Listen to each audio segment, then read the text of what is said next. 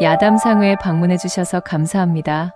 구독과 좋아요, 댓글은 늘 야담상회에 힘이 됩니다. 첫 번째 이야기 시작합니다. 옛날 옛적에 산세 깊은 곳 고을에서 약초꾼의 몸담은 향분이라는 처자가 살고 있었습니다. 성품이 어질고 반듯하며 또한 남을 돕는 마음이 깊었던 향군은 그 타고난 성미 탓에 이런저런 손해를 보는 일이 잦았지요. 그럼에도 불구하고 그녀는 남을 돕는 행보를 멈추지 않았습니다. 은덕을 쌓으면 언젠가는 그 이타심이 자신에게 복을 가져다 주리라 믿고 있었으니까요. 어려운 시절 난을 당해 조실부모한 형부는 아버지 생전에 배워둔 약초 구별법을 이용하여 홀로 근근히 입에 풀칠을 하고 있었지요. 이 형군에게는 아주 커다란 고민이 하나 있었는데 그 고민인즉슨 어려운 형편 때문에 시집을 가지 못한 자신에 대한 서러움이었습니다. 이미 혼기를 한참이나 넘겨 고을 안에서 제 또래의 처자들 중 혼사를 치르지 못한 것은 달랑 향분 자신뿐이었습니다. 올해는 가려나 내년엔 가려나 하며 지나친 세월이 벌써 몇 년이던가요.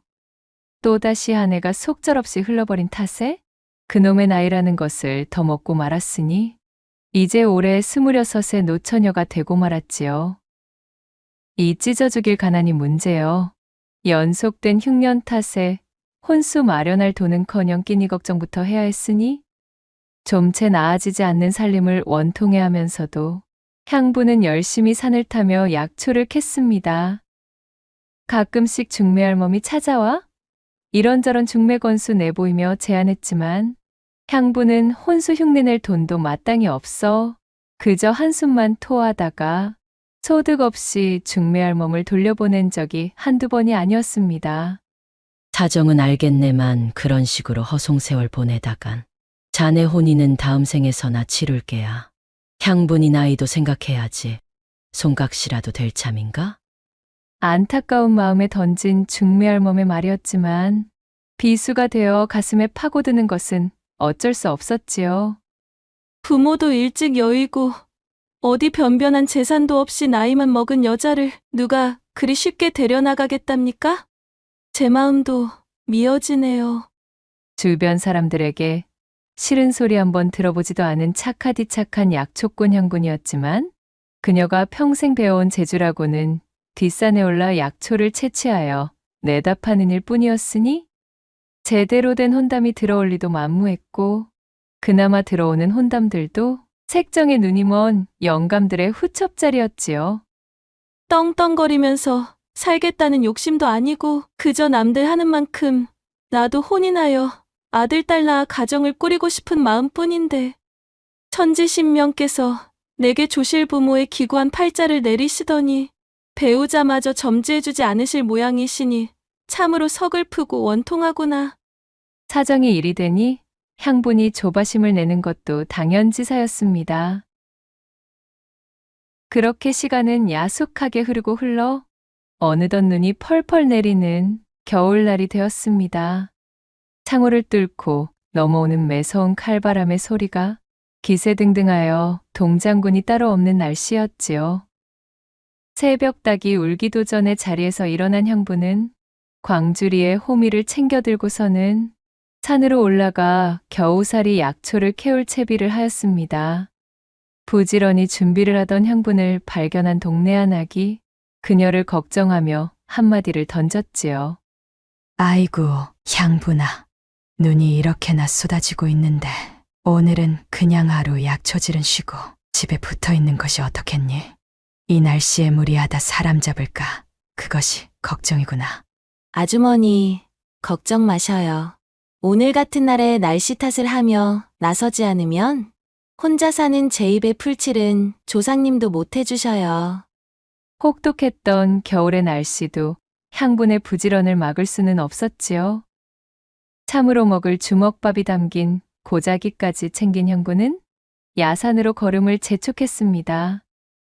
그녀는 산신에게 실하고 귀한 약초를 광주리 한가득 캐올 수 있게 맑은 물을 떠놓고 치성을 다한 기도까지 올리고서 몸을 추스리며 깊은 산속을 향해 걸었습니다.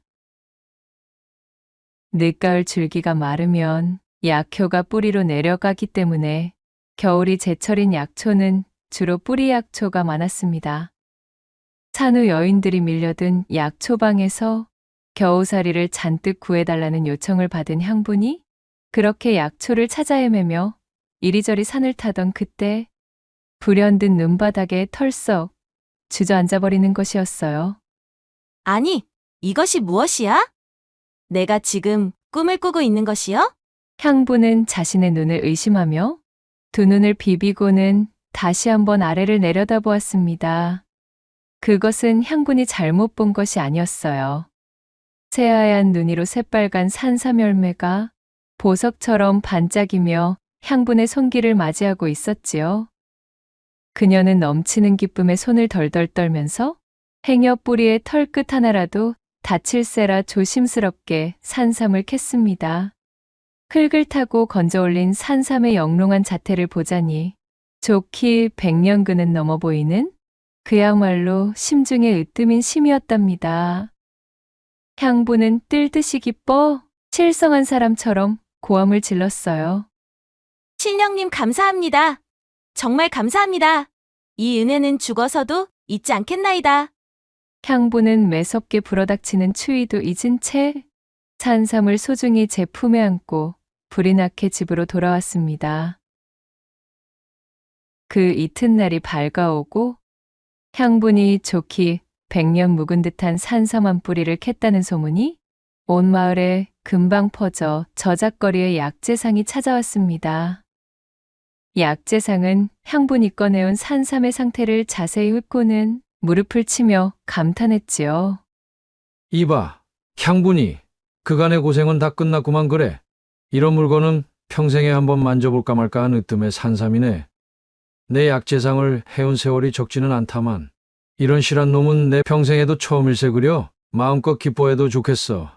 이것은 거진 부르는 것이 값인 물건이라 이 말씀이지. 약재상의 말에 향분의 얼굴에 웃음꽃이 만개했습니다. 향분이 산삼을 소중하게 보자기에 말아 갈무리하자 약재상이 그녀에게 말했습니다. 향분이 이럴 것이 아니라 지금 당장 산삼을 들고 주막으로 가자고. 네, 갑자기 주막은 어인 연유로요? 어이구, 이거사. 이런 진귀한 물건은 말이야. 비싼 값을 쳐주는 자에게 넘겨야지. 천석군 부자 박찬봉이 지금 주막에서 이 산삼만을 기다리고 있다네. 향분이가 100년 넘게 묵은 듯한 산삼을 캐왔다는 소리에 박찬봉이 아주 부르는 값은 모두 치우겠다면서 눈에 불을 켜고 있다는 소리도 못 들었는가? 그치가 지병으로 골골댄 세월이 많다 보니 몸에 좋다는 것에는 돈을 아끼지 않는다고 하는구만. 아니, 그것이 정말입니까? 그렇다면 이럴 것이 아니지요. 당장 나서야겠어요, 어르신. 어서 안내해 주셔요. 향부는 그 길로 약재상을 따라 저작거리 주막으로 향했습니다. 일이 잘 풀리면 드디어 자신도 지긋지긋한 노처녀의 신세를 벗어날지도 모른다는 꿈에 젖자 향부는 절로 콧노래가 흘러나오는 것이었습니다. 두 사람이 주막 안에 당도하자 박찬봉과 그의 수아들이 상다리 부러지게 술상을 차려놓고는 향분을 기다리고 있었습니다. 성실하고 궁핍하게만 살아오던 향군은 먹고 사는 일에만 신경 쓰느라 좀처럼 주막 안의 풍경을 눈에 담을 일이 없었는데 이 기회에 안을 둘러보니 가관도 이런 가관이 없었답니다. 주막을 제 집처럼 여기는 시끌벅적한 노름꾼들하며 시시껄렁 소란스럽게 떠드는 왈패들하며 별천지가 따로 없었지요. 살풍경한 주막 안의 분위기에 잔뜩 기가 눌린 향분이 가져온 산삼을 박찬봉 앞에 조심스럽게 펼쳐 보이자 산삼을 본 박찬봉의 눈이 휘둥그레해졌습니다. 시끄럽던 주변 패거리들도 모두 향분의 산삼을 구경하려고 몰려들었습니다. 100년의 세월을 버텨낸 동자 산삼이 그 모습을 드러내니 주막 안이 삽시간의 금빛으로 물드는 것만 같이 환해졌답니다. 모두가 탄성을 지르며 귀한 산삼의 자태에 넋이 나가 있을 때였습니다. 향분과 박찬봉의 자리 뒤쪽에서 누군가 번개처럼 튀어나오더니 이내 향분의 산삼을 낚아채고는 그 길로 와그작 씹어먹는 것이 아니겠어요? 아니, 지금 이게 뭐 하는 짓이야? 눈앞에서 믿을 수 없는 일이 벌어지자 잔뜩 흥이 올라있던 박찬봉의 눈에서 불꽃이 튀었답니다. 주막은 그야말로 아수라장이 되어버렸습니다. 말릴 틈도 없이 벌어진 희대의 난장판이었지요.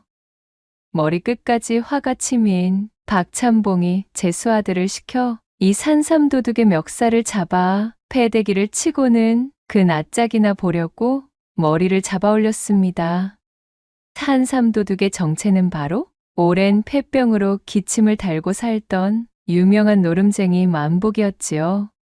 만복은 몸도 성치 않아 제대로 노름판에 끼지도 못하면서 노름판의 뒷전에서 심부름이나 받아가며 골이나 뜯는 것이 일상이었던 하류 논팽이였습니다. 집도 절도 없이 주막을 전전하며 젊음을 탕진 중인 암울한 청년이었지요. 박찬봉의 수아들에게 호되게 맷찜질을 당한 만복은 그야말로 코피가 터지고 입술이 벽나발처럼 부어오른 채로 주막 바닥에서 먼지를 뒤집어 쓴 채 구겨져 있었습니다. 박찬봉은 화가 가라앉지 않은 얼굴로 소리쳤답니다. 내 이놈을 포박해서 당장 우리 집으로 끌고 가렸다. 이 천하의 도둑놈 배를 갈라 산삼을 끄집어내어서라도 그 산삼은 내가 취해야겠구만. 박찬봉의 외침에 산삼도둑 만복은 사색이 되고 말았습니다. 노름판을 전전하며 겨우 얻어마신 약주가 채 깨기도 전에 자기도 모르게 저지른 일이었지만 그렇다고 저 박찬봉이 사정을 봐줄 위인은 아니었으니까요. 살기서린 눈으로 보건대 자신의 말대로 능히 할 수 있는 자였습니다. 그렇게 목덜미가 붙들린 만복이 주막 밖으로 끌려나가려던 바로 그때 묵묵히 소동을 바라보고 있던 향분이 나서며 입을 열었습니다. 참봉 어르신, 아직까지 만복 씨의 뱃속에 있는 그 산삼은 제 것인거려. 뭐씨? 아니 향분이 그게 무슨 소리야? 참봉 어르신께서는 아직 제 산삼의 값을 치르지 않으셨습니다. 그렇지요? 그렇다면 아직까지는 산삼의 소유권이 제게 있다는 말이지요. 향분의 말을 들은 박찬봉은 아무런 말도 할 수 없었습니다. 그녀의 말대로 아직 산삼의 가격을 지불하지 않았기 때문이지요. 제 아무리 화가 난들 산삼의 본래 주인이 나서 저리 말하니 박찬봉은 이렇다 할 대꾸가 생각나질 않았습니다. 그러자 향분이 다시 입을 열었지요. 그러니 이 도둑놈의 배를 째든 통째로 삶든 산삼의 주인인 제가 하겠습니다. 참봉 어르신께서는 그치를 제게 넘겨주셔요. 나 이거야 원. 참으로 오늘 하루 일진이 사나울라니까 이런 경을 칠 경우를 다 보고 말이야. 에이잉 아주 배려버렸구먼. 박찬봉은 잔뜩 노기를 뿜으며 투덜거렸고 못내 마땅찮은 표정을 지으며 몸을 돌려 돌아가 버렸습니다. 그리하여 향부는 씩씩대던 박찬봉의 수아들에게서 만복을 건네받게 되었지요. 그렇게 주막을 빠져나와 인적이 드문 언덕마루에서 만복을 풀어주며 향분이 말했습니다. 만복 씨, 어서 가세요. 뒤는 걱정 말고 얼른 도망치셔요. 만복 씨의 배를 뒤집어 본들 이미 뱃속으로 떨어진 산삼이 멀쩡하겠어요. 오죽일이 풀리지 않고 답답했으면 만복 씨가 그런 행동까지 했을까 싶은 마음입니다. 만복 씨를 책망치 않을 테니 마음 쓰지 마시고 얼른 도망치세요. 어서요. 행여나 참봉 어른 눈에 띄기라도 하면 모진 꼴을 당할 테니 다시는 노름판이나 주막엔 얼씬하지 마시고요. 아시겠죠? 향분의 말을 들은 만복은 눈시울을 붉힌 채로 잠시 멍하니 서서 그녀를 바라보다 이내 몸을 돌려 고개 너머로 사라졌습니다. 그렇게 향분이 만복을 보내준 뒤 사라진 만복을 다시 본 마을 사람은 아무도 없었지요. 한바탕 소동을 뒤로하고 집으로 돌아온 향부는 바닥에 털썩 주저앉아 크게 한숨을 토했습니다. 어진 마음에 만복을 보내주긴 하였지만 눈앞에서 산삼을 날려버린 쓰린 속은 어쩔 수 없었으니까요. 어휴, 그걸 팔아 혼인 미천으로 삼으려 했는데 팔자에도 없는 복을 삼키려고 하니 이리도 사달이 나고 마는구나. 어쩐 일로 그런 복이 굴러들어오나 하였네. 향부는 아쉬움을 뒤로하고는 자리에서 일어나 집 안으로 들어갔습니다. 또다시 3년이라는 세월이 흘렀습니다. 얼음이 녹고 꽃이 고개를 드는 어느 봄날이었지요. 향분이 예나 다름없이 약초를 찾아 헤매다 산을 내려와 집마당으로 들어섰습니다. 쑤셔오는 무릎에 몸을 가누며 약초들을 정리하려는데 자신의 집 마당 앞에서 갓을 쓰고 비단 두루마기를 입은 젊은이가 냅다 자신을 향해 넙죽 절을 하는 게 아니겠어요? 깜짝 놀란 향분이 다급하게 약초를 내려놓으며 고개를 조아렸습니다. 아니 귀한 양반분께서 어찌 저 같은 아래 것에게 이러십니까요? 향분 씨, 저를 모르시겠습니까? 저 만복입니다. 예, 누구요? 만복씨, 설마 그 만복씨? 그 말을 들은 향분이 고개를 들어 찬찬히 그의 얼굴을 살폈습니다. 갓을 쓴 얼굴을 들여다보니 정말로 3년 전 자신이 도망치도록 보내준 그 만복이 맞았던 것이지요. 하지만 예전과는 너무도 달라진 모습이었습니다. 피골이 상접하던 꾀죄죄한 모습은 온데간데 없었고 얼굴에는 기름진 살이 올라와 광채가 나고 있었으며 그 어깨는 떡 벌어져 아주 다른 사람이 되어 있었습니다. 이게 어찌 되신 일인가요? 만복씨의 용모가 마치 다른 사람이 되어 있네요. 모든 것이 다 향분 씨 덕택입니다. 안으로 들어 제 이야기를 들어보시지요. 만복은 향분을 부축하며 그녀의 집 툇마루에 앉아 그간의 이야기를 시작했습니다. 3년 전 만복이 주막에서 향분의 산삼을 훔쳐먹고 그 길로 오래 앓던 폐병이 완치되는 기적을 맛본 것이었지요. 골골 떼던 육체에서 전에 없던 힘이 솟아나기 시작한 만복은 마음을 따잡고 나루터에 진을 치고 자리를 잡아 장사판에 뛰어들었고 그간 부단히 노력하여 거상이 되어 있었던 것이지요.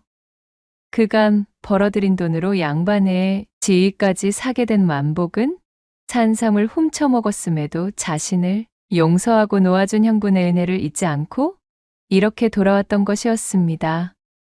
그날 향분 씨가 은혜를 베풀어서 저를 놓아주지 않았다면 저는 박찬봉 어른의 손에 맞아 죽었든지 길에서 객사를 하였든지 지금의 제가 될 수는 없었을 것입니다.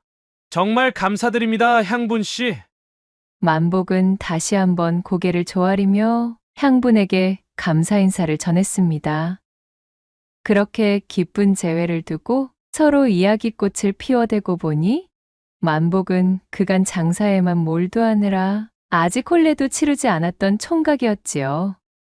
저기, 향분 씨, 제가 이렇게 향분 씨를 찾은 연유는 비단 그날에 대한 감사 인사를 전하려는 것만은 아니었습니다.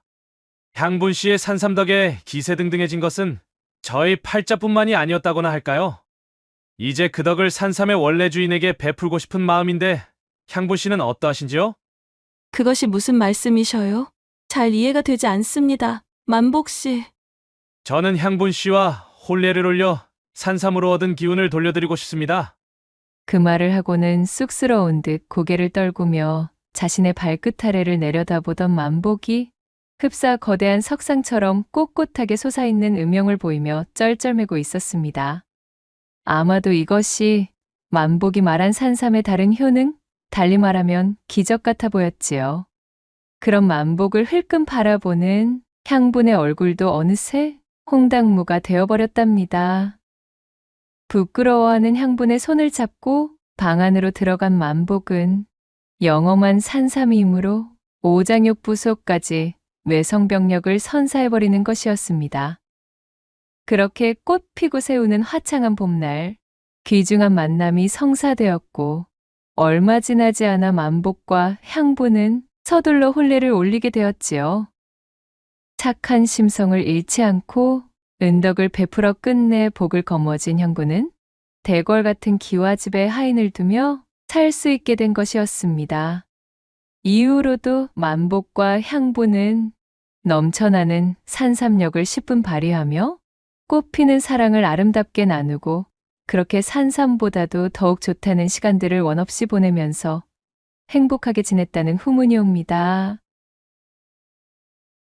두 번째 이야기 시작합니다.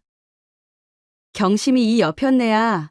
내가 아주 동네 창피해서는 어디 가서 너랑 죽마고 오라는 소리를 못하겠다 이거야. 삼경도 넘은 야밤의 시간에 남편 사랑을 독차지하시는 순간을 그리도 떠나가라 알려대니 원 어찌 그리 채통이라는 것을 모르실꼬? 아니, 근데 요 기집애가 사돈난 말을 하고 있네? 이거사, 웃기지 말 거라 교워라.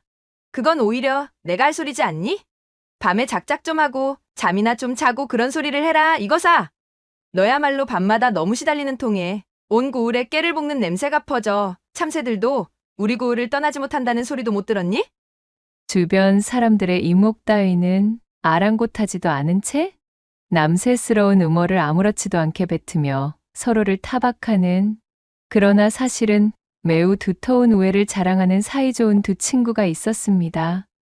고을의 떠돌이개가 누구네 집 앞놈에게 씨를 뿌렸는지가 저작거리의 가장 큰 화제일 만큼 한적했던 조선의 어느 한 고을에서 벌어진 일입니다.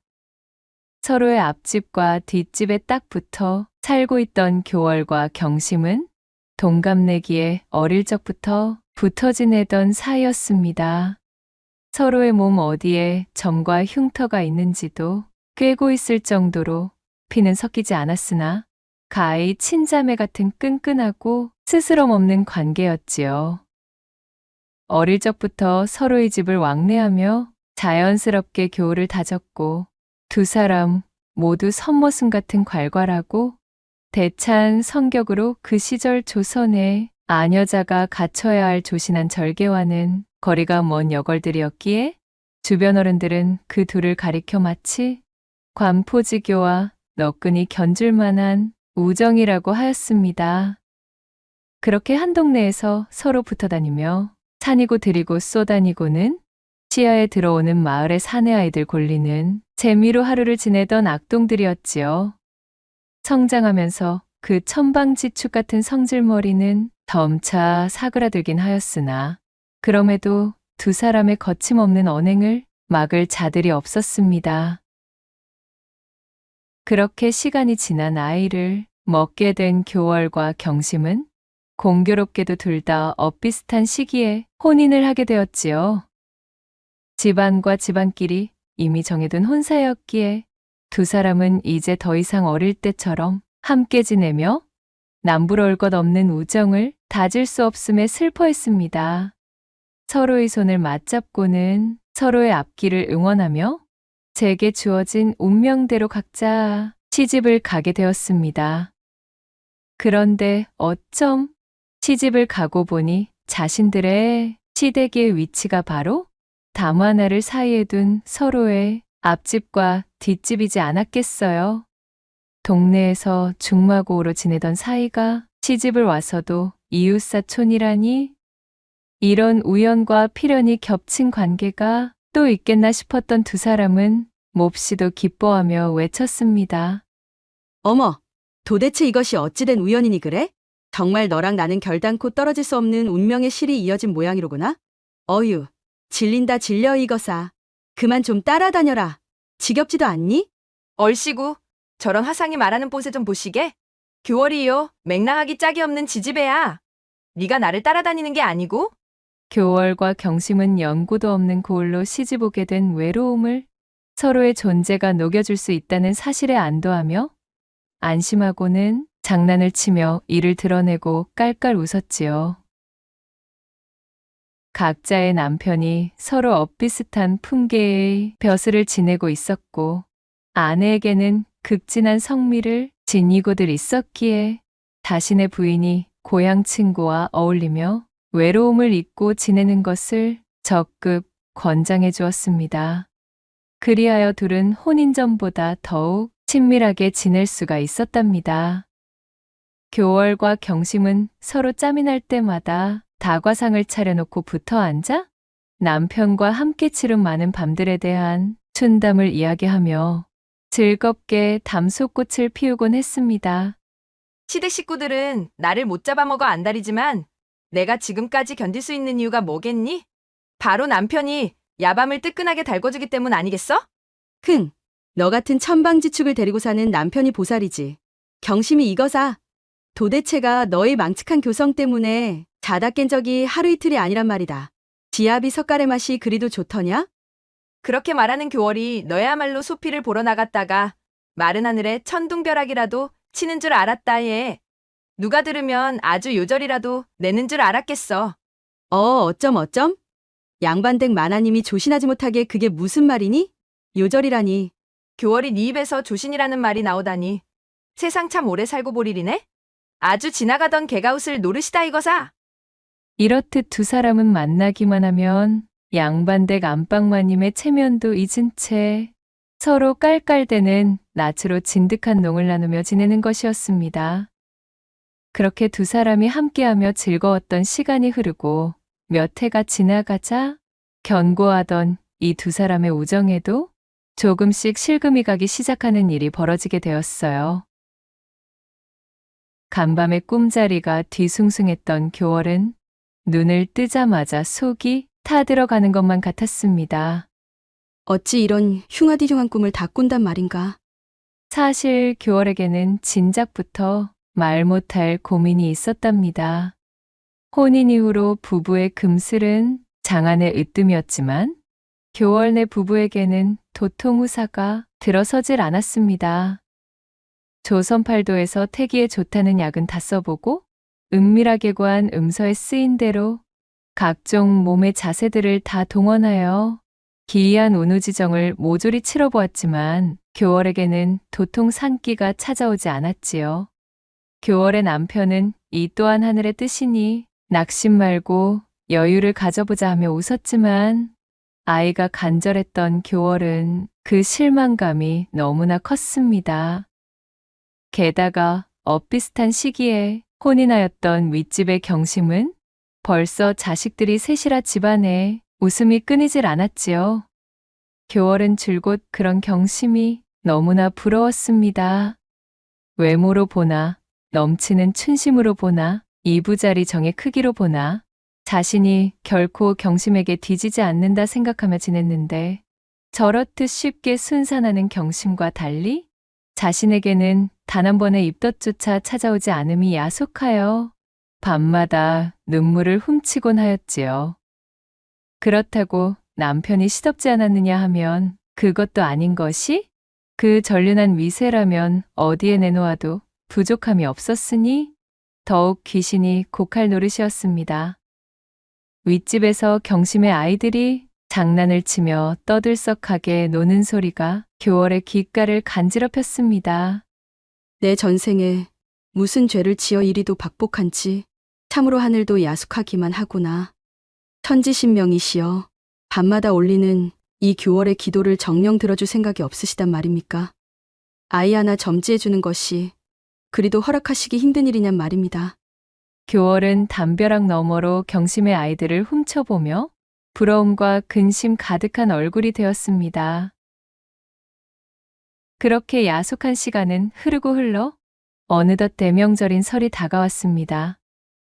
교월네와 경심네는 함께 만나 고을에 열린 명절장을 보러 나갔지요. 시끌벅적한 장터에 들어서니 경심네가 아이들의 신발도 고르고 아이들이 장난을 치며 뚫어놓은 창호문을 더 빨라 수선하기 위한 창호지를 사며 아이들에게 훈계하는 모습이 교월은 그저 부러울 수밖에 없었습니다. 아이들의 정신없는 소란 속에서도 그것이 마냥 행복해 보이기만 하였지요. 교월의 남편이 교월에게 지극하여 늘 사랑을 받으며 지내고는 있지만 교월의 마음 한구석이 허한 것은 어쩌질 못했으니까요. 그렇게 한바탕 시끌벅적한 장보기가 끝이 나고 해가 지는 저녁이 되어 각자의 집으로 돌아가는 길, 경심이네 아이들은 경심의 보따리를 나눠 들고서 떠들썩하게 자기 꽃가신을 신어보고 웃으며 야단이었으나 그 반면 교월의 집은 적막하기가 말도 하지 못했지요. 불현듯 서글퍼진 교월은 구멍 하나 없는 자기 집 창호문에 손가락으로 구멍을 내며 중얼거렸습니다. 서방님, 우리 집 문은 3년이건 5년이건 구멍 하나 나지 않는데 내 오늘처럼 이리도 구멍이 야속한 날은 또 처음이 옵니다. 눈물을 훔치며 말하는 교월의 뒷모습을 바라보는 남편의 표정도 어두워지고 말았답니다. 그렇게 일가족이 잔뜩 모인 설 제사를 지낸 후 눈코 뜰 새 없이 지나간 부엌일에 정신없이 하루를 보낸 경심과 교월은 그날 저녁 손님들이 모두 돌아간 경심의 집에서 만났습니다. 친척들 술상을 차리랴 주막으로 몰려간 남정네들 뒤치다거리에 삭신이 녹아내린 둘은 단꿀 같은 휴식을 즐기며 뒷방에서 여자들끼리 술 한 잔을 나누고 있었지요. 그렇게 서로 이야기 꽃을 피우던 중 아까부터 무언가를 고민하듯 움찔거리던 교월이 얼큰하게 올라온 치기를 빌미로 결심한 듯 경심의 손을 덥석 잡고는 울먹이며 애원하듯 말했습니다. 경심아, 부디 지금부터 하는 내 말을 일절 오해 없이 들어다오. 제발 내 청을 뿌리치지 말아주렴. 평소와는 너무도 다른 제 친구의 모습에 경심은 바짝 긴장하여 입맛을 다시고는 물었습니다. 아니, 교월아. 왜 그러는 거니? 대체 무슨 일인 게야? 교월이 내가 하는 부탁이라면 내 죽는 거 빼고는 몽땅 들어줄 용의가 있으니까 어서 말해봐. 친구 좋다는 것이 뭐겠니? 그러자 그 말에 용기를 얻은 듯한 교월이 경심에게 다가와 그녀의 귀에다 대고 조심스럽게 몇 마디를 속삭였습니다. 뭐? 뭐가 어쩌고 어째? 교월의 귓속말을 들은 경심의 낯빛이 대번에 흑색이 되어 화들짝 뒤로 나자빠지며 손사래를 치고 말았습니다. 너 미쳤니? 예. 너 아주 단단히 미쳤구나? 그건 안 될 일이야. 절대로 안 돼. 그런 경심을 힘없이 바라보며 교월은 더욱 울상이 되어 말했습니다. 경심이 이 사람아, 너는 내 마음을 모른단다. 아이가 셋이나 있는 너는 결단코 이 피눈물이 흐를 마음을 알지 못해. 그러니 내 너에게 이렇게 부탁하는 건 아니겠니? 내가 가벼이 생각하여 허투루 하는 말이 아니란다. 이것이 하루 이틀에 나온 생각이겠니?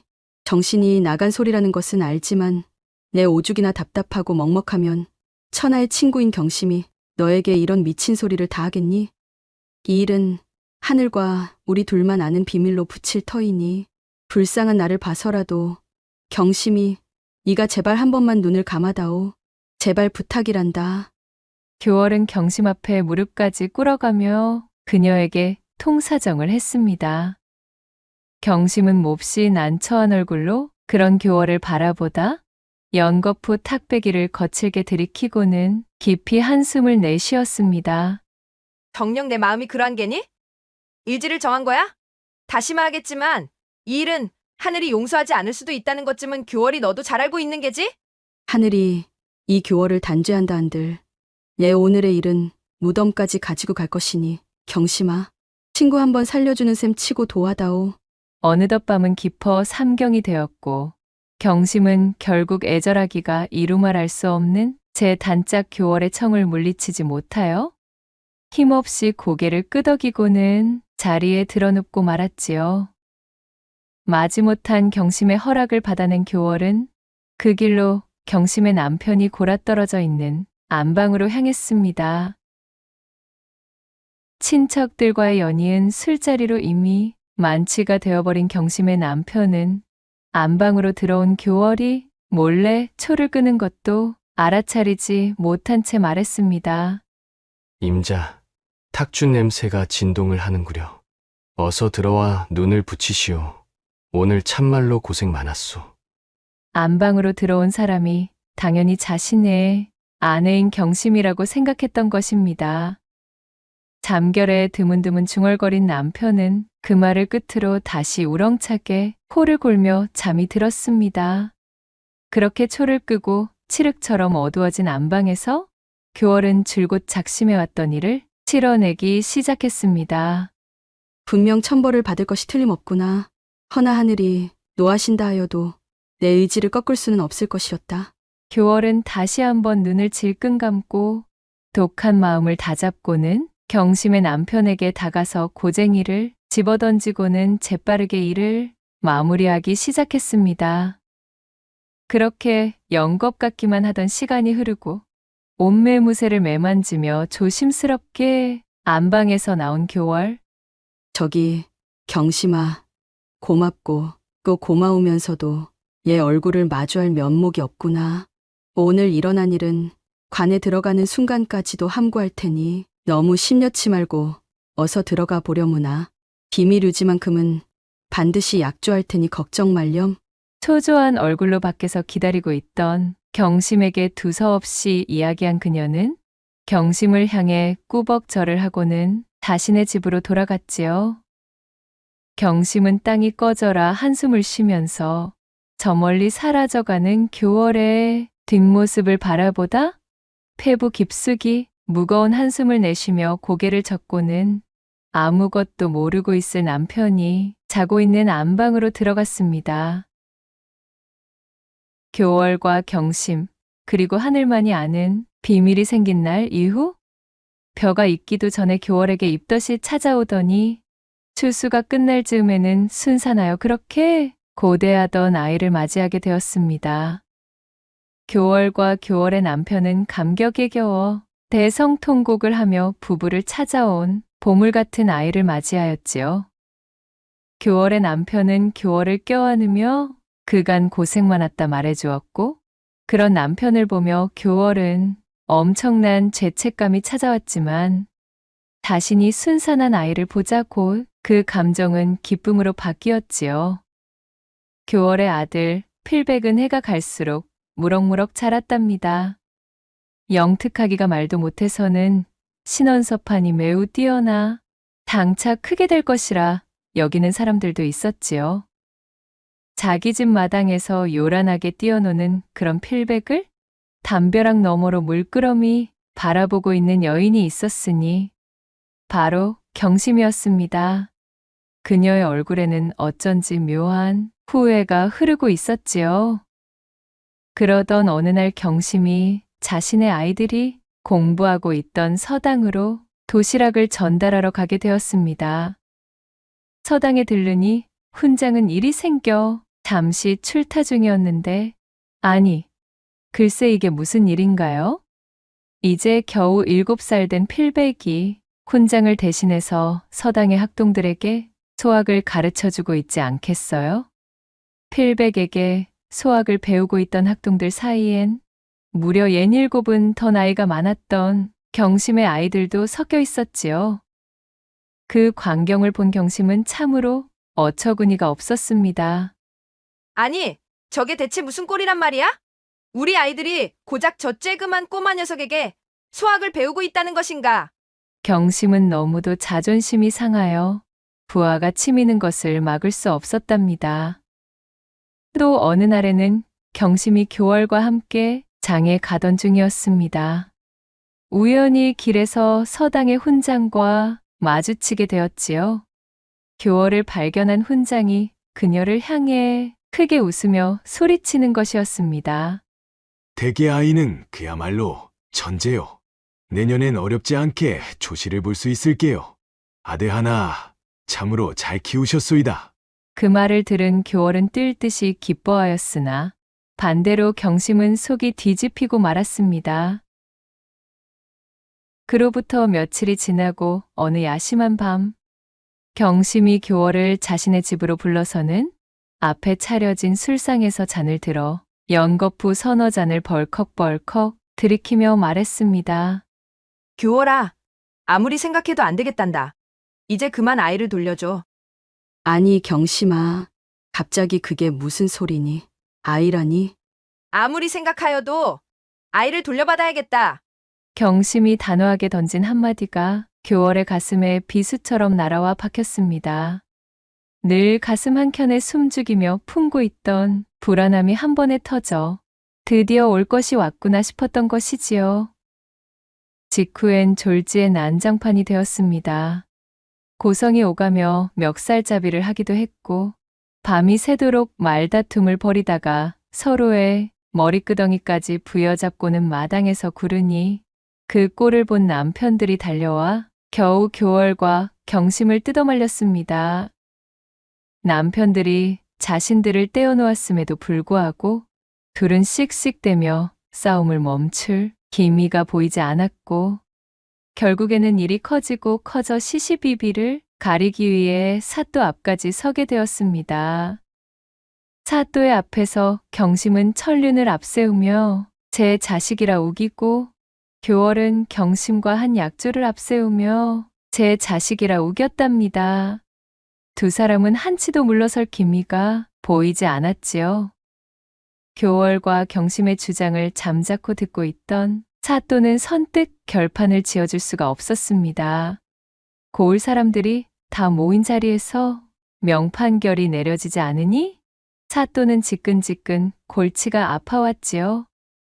결국 사또는 교월의 아들 필백을 관하로 데려오라 명했답니다. 그리고는 필백에게 자초지종을 설명해 주었습니다. 그래, 너의 생각은 어떠하느냐?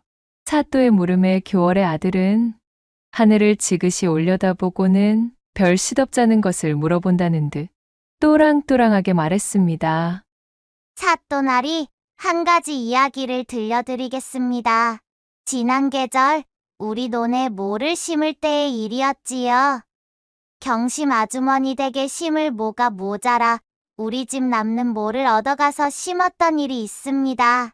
가을이 되고 추수할 때가 왔을 때 우리 집에서는 그 누구도 경심 아주머니 댁에다가 대고 우리 모를 심어 추수한 나락이니 그 곡식 또한 우리 것이라며 내놓으라 하지 않았습니다. 제가 하고 싶은 말은 여기까지랍니다. 부디 사또께서 지혜롭게 헤아려 주옵소서.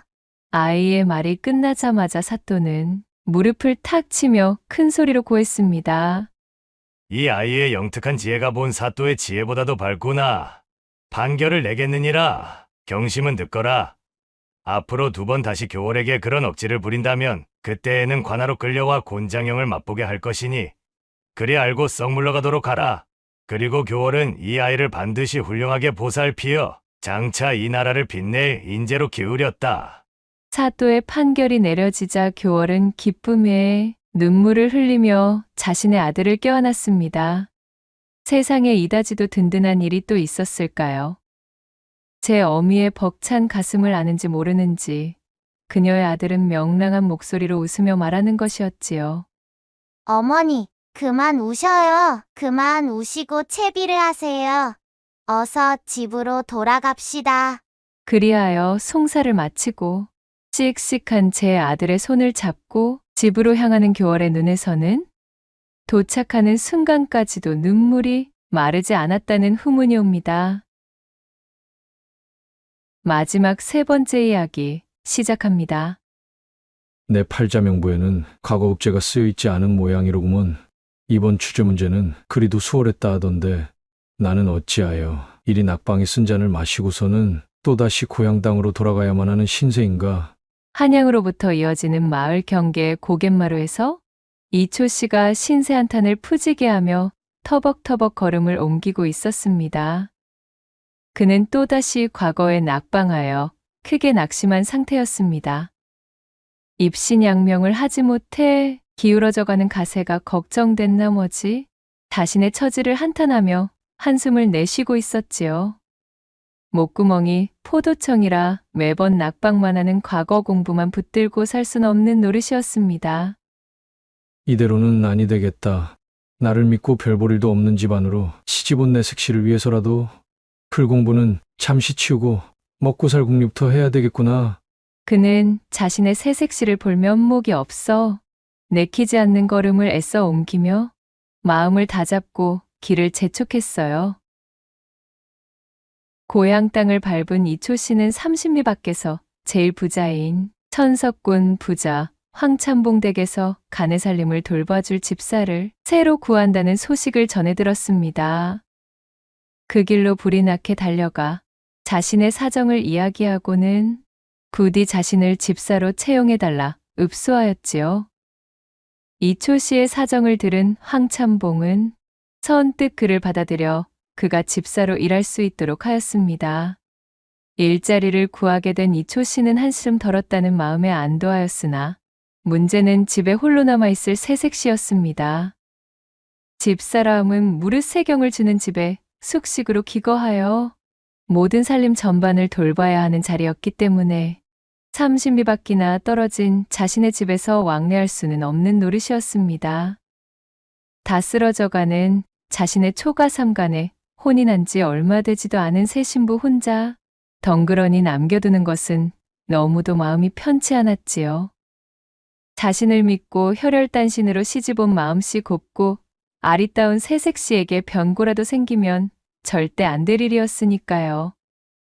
그 때문에 이런저런 고민을 거듭하던 이초 씨는 평소 친하게 지내던 윗집 이모님을 불러서는 얼마간의 양식과 품삯을 줄 터이니 자신의 새색 씨와 함께 지내달라 부탁했습니다.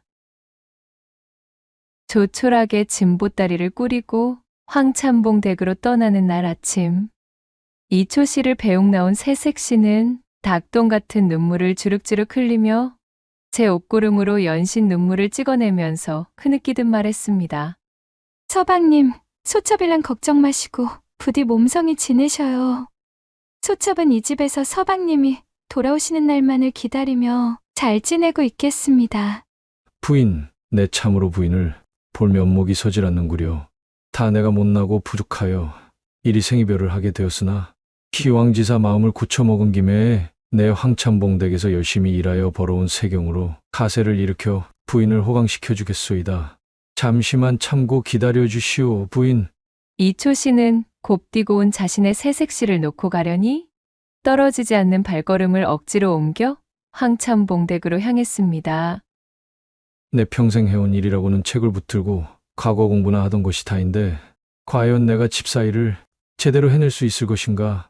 생전 처음 해보는 남의 집 세경살이에 걱정이 이만저만이 아니었던 이초 씨가 막상 조참봉 집에 들어가 업무를 배우고 보니 크게 고된 일이 아니었습니다. 조참봉이 필요에 보내야 되는 서찰을 이초 씨가 기가 막힌 필체로 대필해 주거나 곡간의 장부를 만들어 곡식의 재고를 기록하고 소장농들을 관리하며 그들에게 내어줄 세경을 정리하는 일, 그 정도가 하는 일의 전부였지요. 힘을 써야 되는 일은 조참봉 댁 머슴들을 시켜부리면 되었고 조참봉의 인품이 빠지는 데가 없었기에 이초 씨를 대접하는 일에도 전혀 소홀하지 않았습니다. 세경 또한 제법 넉넉하게 챙겨주었기 때문에 이초 씨는 왜 진작 집사일을 알아보지 않았을까 싶은 마음이 들기까지 했습니다. 게다가 조참봉의 배려로 한 달에 사흘 정도는 자신의 집으로 들러 새색 씨를 보러 갈 수도 있었지요. 어느덧 얼말이 되어 휴가 전날이 되자 조참봉 댁 행랑채에서 잠을 이루지 못하던 이초 씨가 아내의 얼굴을 볼 생각에 설레이다 날이 밝자마자 뜬 눈으로 내달려 한 걸음에 집까지 도착했습니다. 부인, 어디 계시오? 내가 왔소이다. 서방님, 오셨어요. 부엌에서 아궁이에 군부를 지피던 새색 씨가 이초 씨의 외침에 반갑게 나와 그를 맞이했습니다. 부인이 보고 싶어 내 간밤에 잠도 제대로 잘 수 없었소. 한 달간 잘 지내셨소이까? 얼굴이 어찌 이리 야하였소? 서방님 얼굴이 더욱 안 드셨습니다. 남의 집 세경살이가 그리 녹록한 일이 아니건만 끼니는 제대로 챙기고 계시는지요? 오래간만에 서로를 본 두 사람은 감격에 겨운 채 얼싸안으며 서로의 안부를 챙기자마자 눈물을 글썽이기 시작하였습니다.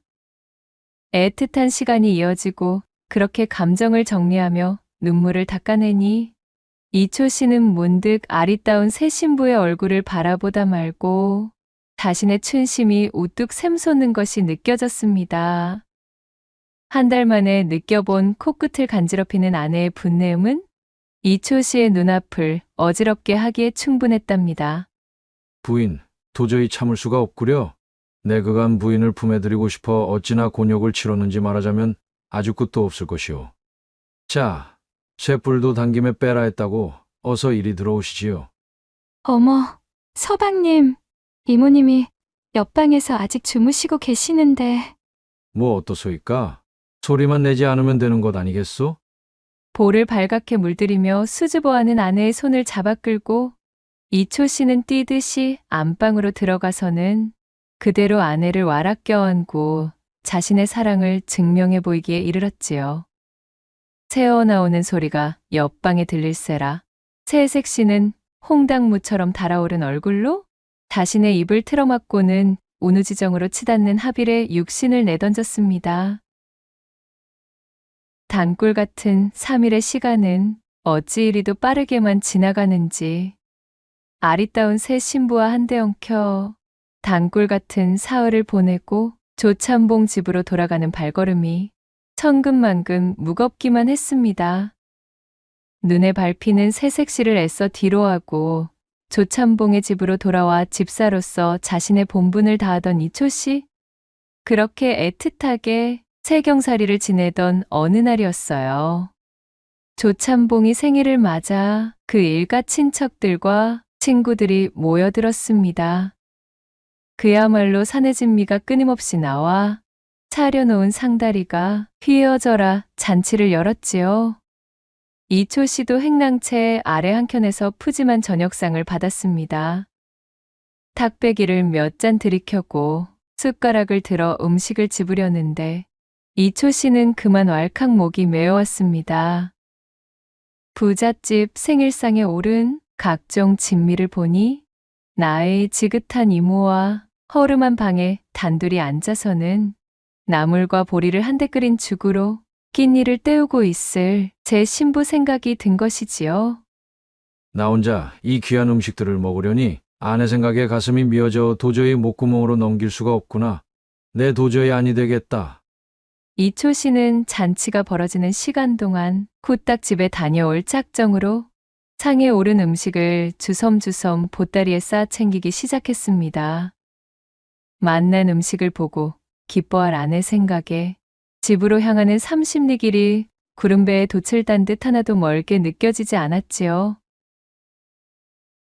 이윽고 집에 도착한 이초 씨가 살인문 안으로 들어가 방문을 활짝 열고 아내를 부르려는데 세상에 이게 무슨 일이랍니까?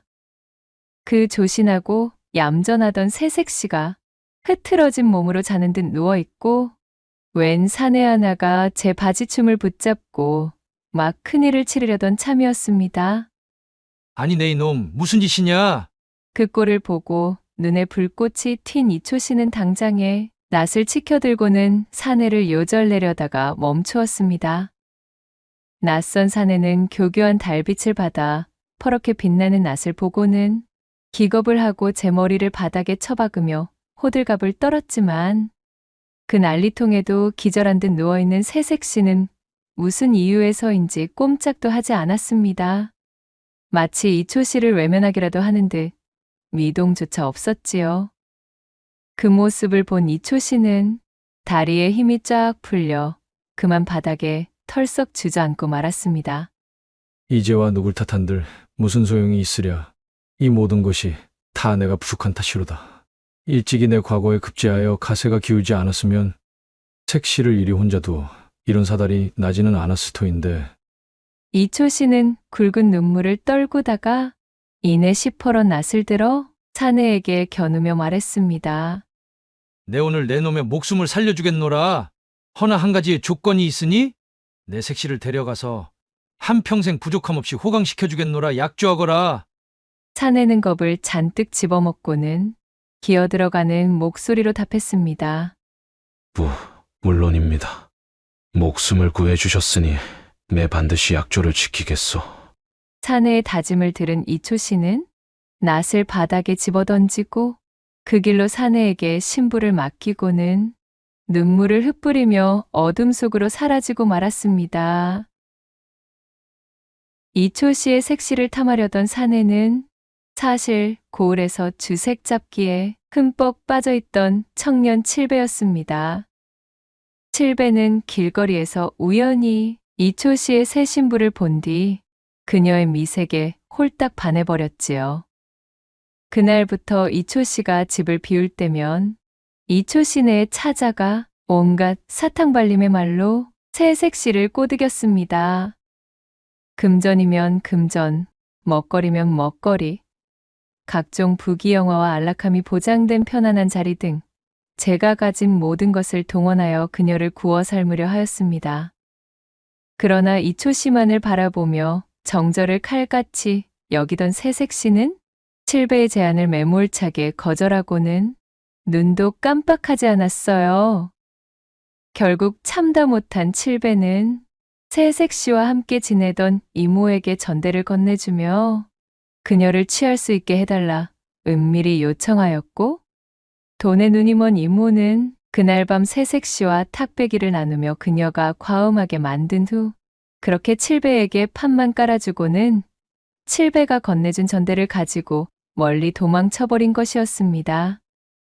잔뜩 흥이 오른 칠배가 정신을 잃은 새색 씨에게 막 일을 치르려던 찰나에 때마침 이초 씨가 집에 당도하여 상황을 발견했던 것입니다. 칠배는 죽음의 문턱에서 가까스로 살아나자 퍼뜩 정신이 들어서는 그 길로 색시를 깨워 제 집으로 데려갔습니다. 그리고는 자신의 어미에게 자초지종을 모두 이야기하였지요. 망나니 같던 제 아들 칠배의 이야기를 듣고 있던 어미가 그에게 버럭 불호령을 내리며 말했습니다. 이런 못난 녀석아! 이초씨란 분이야말로 참으로 의인이로구나. 천인공로할 짓을 저지른 너를 이 색시와 혼인시킬 수는 없는 법.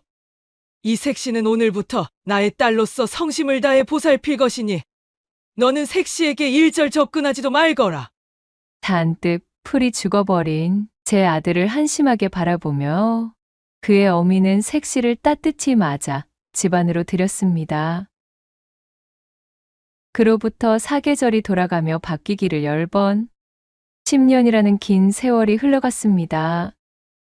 업무를 보다 잠시 하늘을 올려다보며 한숨을 내뱉던 나주고을의 현감은 중년의 나이에 접어들어 세월이 앉은 얼굴로 그리움이 잔뜩 배어있는 표정을 하고 있었습니다. 그는 바로 가진 고생 끝에 과거에 급제하여 현재 현감직에 앉은 이초 씨였답니다.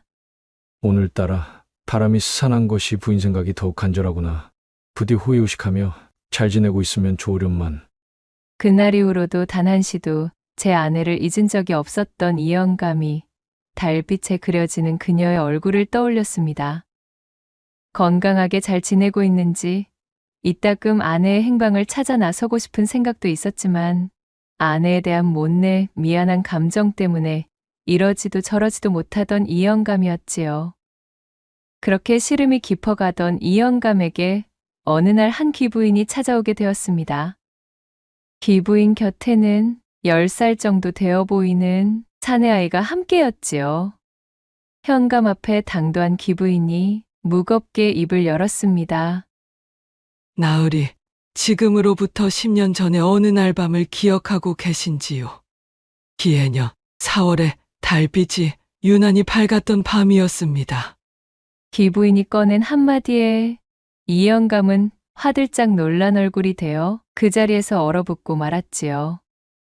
그날은 바로 황참봉의 생일 잔칫날 음식을 싸들고 제 집으로 달려갔다. 제 아내와 정분을 내던 괴양 같은 사내에게 아내의 부귀영화를 맡기고 먼 길을 떠났던 잊을 수 없는 날이었기 때문이었으니까요. 귀부인이 바로 그날 제 아들의 허물을 나무라고 새색 씨를 딸로 받아들였던 칠배의 어미였던 것입니다. 이 영감의 표정을 본 귀부인은 그간의 자초지종을 모두 고하였고 한숨을 크게 내쉬고는 말을 이었습니다. 그날 이후로 바보 같은 내 아들놈은 천지신명이 도와 정신을 차렸고 그 이후 제 머리를 밀어버리고는 출가하여 중이 되었습니다. 저는 제 아들놈이 잘못 꿰어놓은 이 일을 바로잡기 위해 수소문하여 나으리를 찾아다니고 있었지요. 그 긴 시간 동안 제 색시를 오해하며 오명을 씌운 채 떨어져 지내고 있을 테니까요. 사건이 일어나던 날 밤은 아무런 일도 일어나질 않은 겁니다. 두 사람 간의 교접이 일어나기 전에 나리께서 당도하셨으니까요. 그날 신부는 이미 본래의 지아비에게 씨를 받아둔 상태였습니다. 그리고는 기부인이 자신이 데려온 사내아이에게 차분하게 말했습니다. 자, 인사를 올리거라. 너의 아버님 되시는 분이시란다. 기부인이 말해준 모든 사실을 듣고 아이를 본 이영감은 눈물을 쏟으며 뛰어내려가 자신의 아들을 와락 껴안았지요. 그날 밤 이후로 이런 흉사가 생긴 것은 모두 가난한 자신의 탓이라 여긴 이영감은 악에 바쳐 글공부에 매진하게 되었고 급제 이후로도 제 색시를 그리워하는 마음에 세장가도 가지 않은 채 10년의 세월을 보낸 터였습니다. 아버님? 참으로 저희 아버님이신가요? 제 아들을 끌어안고 통탄의 눈물을 흘리는 이영감을 보며 기부인이 웃으며 말했습니다. 제가 딸로 받아들인 나리의 색시 역시도 여전히 나리를 그리워하고 있습니다. 참으로 얄궂은 운명이라 이 긴 시간 동안 엇갈려 버렸지만 이제 잘못된 일을 바로잡아 다시 봉합하셔야지요. 그리하여 이영감과 재회하게 된 그녀의 색시는 재결합을 하여 지난 세월 서로가 떨어져 지낸 시간들을 고상이라도 받듯 제 아들과 함께 다시 찾은 행복을 만끽하며 오래도록 원앙금스를 자랑하고 지냈다는 후문이 옵니다. 구독과 좋아요, 댓글로 야담상회를 응원해 주셔요. 늘 잊지 않고 야담상회를 찾아주시는 여러분들 시청해 주셔서 참으로 감사하옵니다.